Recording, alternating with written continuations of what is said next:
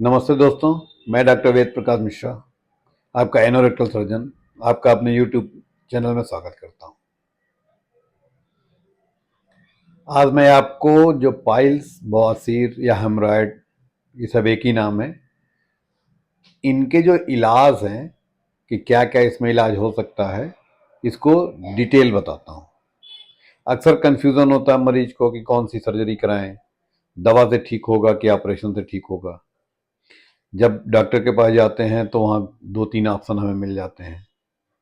तो सबसे पहले तो ये कि डॉक्टर जो आपको देख रहा है, जो आपका एनोरेक्टल सर्जन है, वो डिसाइड करता है कि क्या इसमें उचित होगा, दवा से ठीक करना है या ऑपरेशन होगा। दूसरा क्या है, अब इसके बारे में आपको जानकारी होनी चाहिए कि अगर डॉक्टर बता रहे हैं कि छाछूत लाइगेशन करेंगे या डीजीएचएल करेंगे, एफजीएचएल करेंगे, एमआईपीएच करेंगे, तो थोड़ी सी इसकी जानकारी होनी चाहिए आपको कि ये इलाज क्या होता है। अगर आपको पता है तो आपको समझने में आसानी होती है।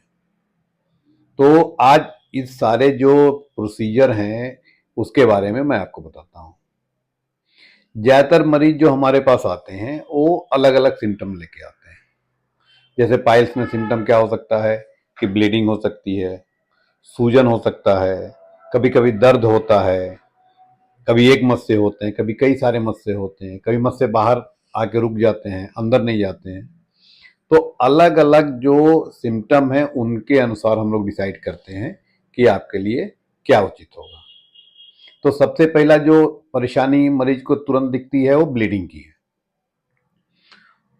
कभी कभी पाइल्स में ब्लीडिंग होती है, कभी नहीं होती है। तो अगर ब्लीडिंग को हम लेके बात करें तो दो तरह की ब्लीडिंग हो सकती है कि अचानक ब्लीडिंग शुरू हुई और बहुत ज्यादा होने लगी। दूसरा क्या होता है कि कभी कभी 10 दिन पे, 15 दिन पे, महीने में एक बार थोड़ा बहुत ब्लड निकला, फिर बंद हो गया, फिर दोबारा नहीं आया। तो यदि मैसिव ब्लीडिंग है, अचानक ज्यादा ब्लीडिंग होने लग रही है, तो क्या करेंगे कि फिर हमें उसको टालना नहीं है, तुरंत हमको एडमिट होना है और उसका तुरंत इलाज कराना है कि उसमें ऑपरेशन से, लाइगेशन से, जो भी तरीका है, या कोलोनोस्कोपी करके पता करें कि कहाँ से ब्लीडिंग हो रही है। तो इसका मतलब हुआ अगर ब्लीडिंग तुरंत है, मैसिव है, तो हमें भर्ती होना है और तुरंत उसके बारे में इलाज को सोचना है। दूसरा क्या है कि कभी कभी हो रही है, तो अगर कभी कभी हो रही है तो हमें जल्दीबाजी नहीं करना है, हमें इसको डॉक्टर से जांच करानी है और जो जांच में जो प्रक्रिया संभव होती है, जो उचित होती है, वो करनी है। अभी एक पेशेंट आया अचानक, केवल हम लोग केवल एग्जामिनेशन के लिए प्रैक्टोस्कोप डाले और ब्लीडिंग शुरू हो गई। तो अब उसकी ब्लीडिंग को हम रोक नहीं सकते कि हम उसको 2 दिन बाद करेंगे, 4 दिन बाद करेंगे। अचानक ब्लीडिंग ज्यादा है तो तुरंत भर्ती करा, कोलोनोस्कोपी करी, पता करा, अंदर लाइगेट किया और अगले दिन पेशेंट ठीक हो गया। तो ब्लीडिंग के क्राइटेरिया क्या है कि अगर ज्यादा है तो तुरंत करना है, कभी कभार होता है तो हमें उस पर थोड़ा सा वर्कअप करना है कि कौन सी प्रक्रिया हम इसमें अपनाएं। दूसरा क्या है कि ज्यादातर जो हम लोग बताते हैं, या आप भी यूट्यूब माध्यम से या जो भी सोशल मीडिया का माध्यम है उसके तरफ आप लोग जब देखते हैं तो पता चलता है कि अलग अलग ग्रेड के पाइल्स होते हैं। तो 4 ग्रेड के पाइल्स जनरली होते हैं, फर्स्ट, सेकेंड, थर्ड और फोर्थ। तो अगर हम स्क्रीन पे आए तो इसमें आप देखेंगे कि जो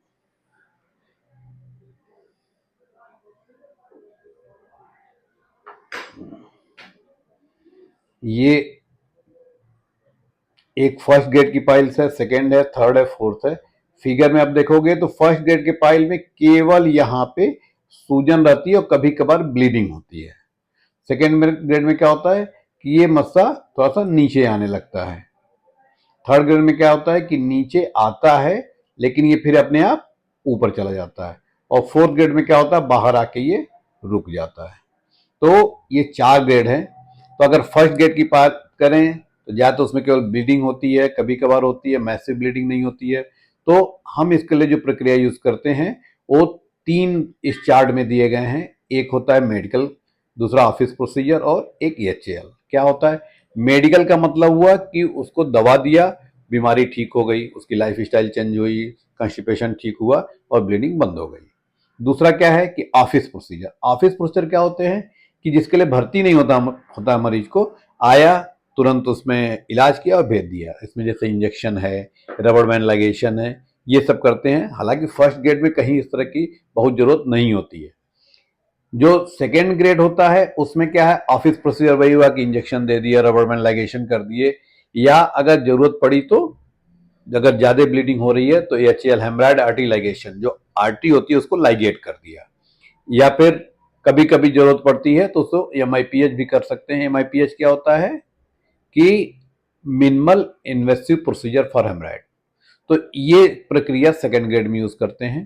थर्ड ग्रेड में यदि है कि मस्सा बाहर आ जा रहा है तो उसमें ब्लीडिंग ज्यादा हो सकती है, तो इसमें हम जो है फिर वही ऑफिस प्रोसीजर इसमें कर सकते हैं, या फिर इसमें एमआईपीएच या हेमराइडेक्टमी। तो हेमराइडेक्टमी ओपन प्रोसीजर होता है जो आज की डेट में आउटडेटेड है। ज्यादातर हम लोग अवॉइड करते हैं कि हेमराइडेक्टमी न करनी पड़े।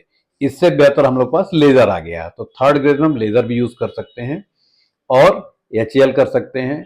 एचएल क्या होता है कि हेमराइड आर्टरी लाइगेशन, दो प्रोसीजर होता है, एक डीजीएचएल होता है, एक एफजीएचएल होता है। पहले क्या था, केवल डीजीएचएल से मशीन से उसकी धड़कन सुन के और हम लोग लाइगेट करते हैं। आज की डेट में फिंगर से पल्पेट किया, उसको लाइगेट कर दिया। और यदि फोर्थ ग्रेड में है तो अगर पुराने उसमें चलेंगे तो हेमराइडेक्टमी के लिए अलावा हमारे पास कोई ऑप्शन नहीं होता है। लेकिन जो हम लोग अभी समय यूज कर रहे हैं, अगर फोर्थ ग्रेड में या थर्ड ग्रेड में है तो हम उसमें छाछूत यूज करते हैं कि लाइगेशन कर दिया, जो मस्सा बाहर आ रहा है एक्सटर्नल का कुछ पार्ट कुछ इंटरनल का लेकर लाइगेट कर दिया, तो छाछूत लाइगेशन कर दिया। अब अगर देखते हैं कि एक्सियल लोकेशन, एक्सियल लोकेशन का मतलब क्या होता है कि जो पाइल्स है वो इंटरनल है या एक्सटर्नल है। जैसे अगर हम करें तो ये एनल कैनाल है, अगर पाइल्स यहाँ पे है, ये इंटरनल होते हैं, ये एक्सटर्नल होते हैं। या अगर ऐसे हम फिगर बनाए तो जो ये मस्से हुए ये इंटरनल के हुए या एक्सटर्नल के हुए, तो ये इधर से एक्सटर्नल जो स्किन के बाहर आ जाते हैं।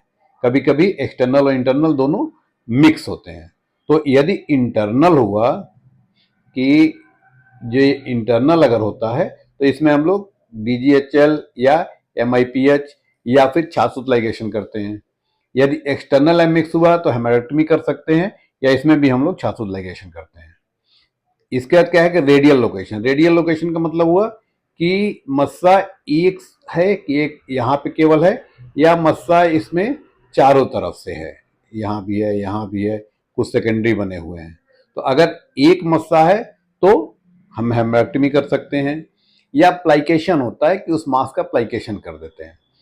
अगर दो या दो से अधिक हैं तब हमें बढ़ना पड़ता है कि एमआईपीएच के लिए, एचएल के लिए, या फिर एक प्रोसीजर चिवेटे प्रोसीजर होता है। चिवेटे प्रोसीजर क्या होता है कि जो एनल कैनाल है यहाँ पे, ये जो इसकी म्यूकोशा है उसको दो लेयर में 2 सेंटीमीटर और 4 सेंटीमीटर पे ऐसे एक राउंड पूरा लाइगेशन दे देते हैं। तो जो भी आर्टरी, जितनी भी आर्टरियां सब आती हैं वो सब इसमें बन जाती है। इससे क्या होता है, जो ब्लीडिंग है या बाहर आना है या बाहर के जो मस्से वो सूख जाते हैं। ये बेहतर प्रोसीजर है यदि चारों तरफ मस्से हमारे पूरी सरकमफरेंशियल पाइल्स जो होते हैं।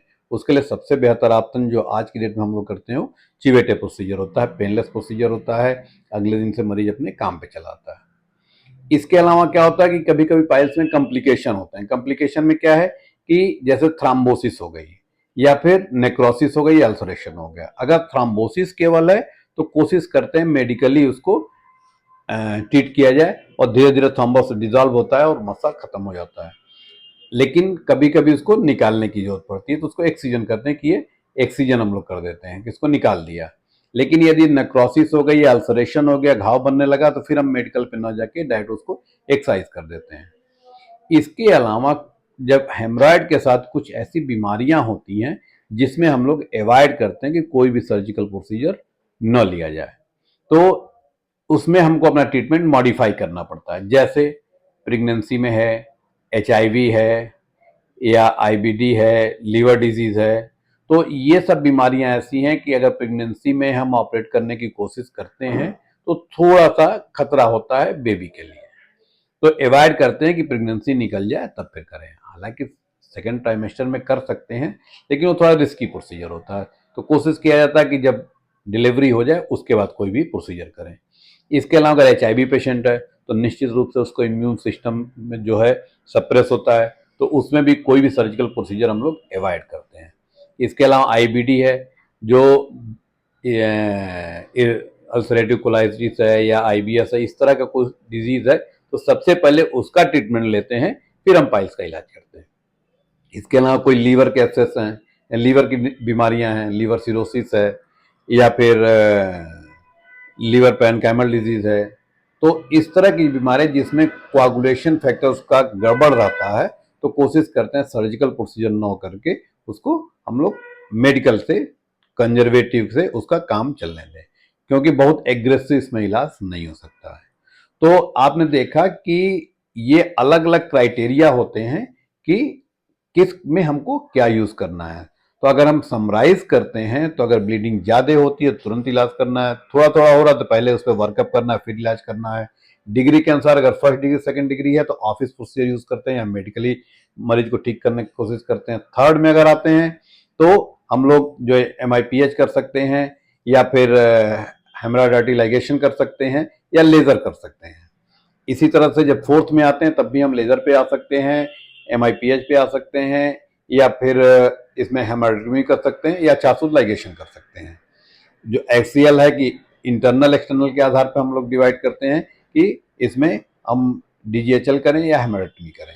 तो ये एक समराइज है जिसके बारे में आप समझ सकते हैं कि हमको कौन सा पस्ता है और किस ग्रेड की पाइल्स है, हमें इसमें कौन सा इलाज लेना है।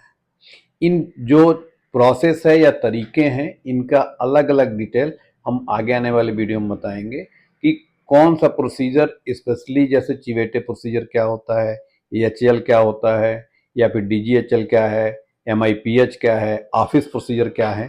तो इसके बारे में थोड़ा सा आपको आगे बताएंगे कि इससे क्या फायदे हैं, क्या नुकसान है, क्यों हम लोग चूज करते हैं कि हमें इसमें लेजर करना है या नहीं करना है, छासूत करना है या नहीं करना है। अगर इलाज के बारे में, पाइल्स के इलाज के बारे में और कोई जानकारी चाहिए तो नीचे दिए गए नंबर पर संपर्क कर सकते हैं। धन्यवाद।